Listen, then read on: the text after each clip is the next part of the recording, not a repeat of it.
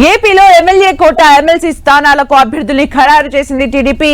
కావలి గ్రీష్మ, బీద రవిచంద్ర, బీటీ నాయుడుకి అవకాశం కల్పిస్తూ ఉత్తర్వులు జారీ చేసింది టీడీపీ అధిష్టానం.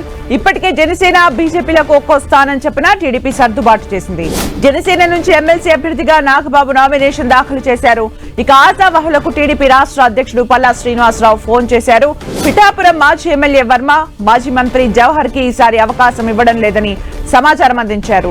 పొత్తుల కారణంగా సర్దుకుపోవాలని నచ్చ చెప్పారు. టీడీపీ ఆశావహులకు 2027లో అవకాశం కల్పిస్తామని తెలిపినట్లు సమాచారం.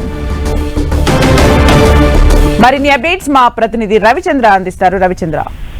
సుమిత్ర, అనేక వడపోతల అనంతరం చంద్రబాబు తుది జాబితాను విడుదల చేశారు.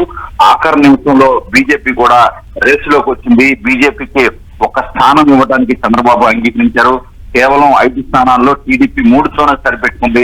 నేపథ్యంలో 3 కూడా ఏదైతే కాంపిటీషన్ ఎక్కువగా ఉంది, కానీ 3 కూడా బలహీన వర్గాలను ఎంపిక చేశారు చంద్రబాబు. 2 బీసీలను ఎంపిక చేశారు. ఒకరు ఎస్సీలోని మాల సామాజిక వర్గానికి చెందిన కావలి గ్రీష్మని ఎంపిక చేశారు. ఉత్తరాంధ్ర వెనకబడిన ప్రాంతం నుంచి మాల సామాజిక వర్గం చెందిన మహిళను ఎంపిక చేశారు. ఏదైతే కావలి ప్రతిభా భారతి పార్టీలో సీనియర్ నేతగా ఉన్నారు ఆమె కుమార్తె కావలి గ్రీష్మ, ఆమె మహిళా ఆర్థిక సహకార సంస్థ చైర్మన్ గా కూడా ప్రస్తుతం బాధ్యతలు నిర్వహిస్తున్నారు. ఆమెను ఎంపిక చేశారు.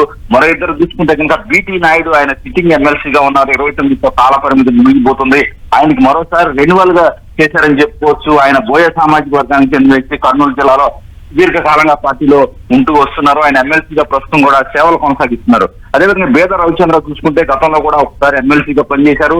ఆయన పార్టీలో సుదీర్ఘ కాలం పనిచేస్తున్నారు. నారా లోకేష్, చంద్రబాబుకి సన్నిహితంగా ఉన్నారు. రాయలసీమ ప్రాంతంలో ఎన్నికల వ్యవహారాలు మొత్తం కూడా ఆయన చూసిన పరిస్థితి. మొన్న ఎన్నికల్లో కీలక పాత్ర పోషించారు. నారా లోకేష్ యోగాలం మొత్తం కూడా ఆయనే ఆర్గనైజ్ చేసిన పరిస్థితి అయితే ఉంది. ఆయన ఏదైతే యాదవ సామాజిక వర్గానికి చెందిన వ్యక్తి, ఏదైతే ఒక యాదవ సామాజిక వర్గం, వాల్మీకి సామాజిక వర్గం, ఎస్టీలో మాల సామాజిక వర్గం, ఈ ముగ్గురికి ప్రాతినిధ్యం అయితే చంద్రబాబు కల్పించారు. ఎందుకంటే దాదాపు 40 అప్లికేషన్స్ అయితే రెజ్యూమ్స్ ఆయన దగ్గర రావడం జరిగింది. అన్ని వడపోసి ఏదైతే ప్రాంతాల వారీగా కూడా బలహీన వర్గాలకి అగ్రతాంబూలం అయితే వేసిన పరిస్థితి మనకి కనిపిస్తూ ఉంది. Thank you Ravichandra for the updates.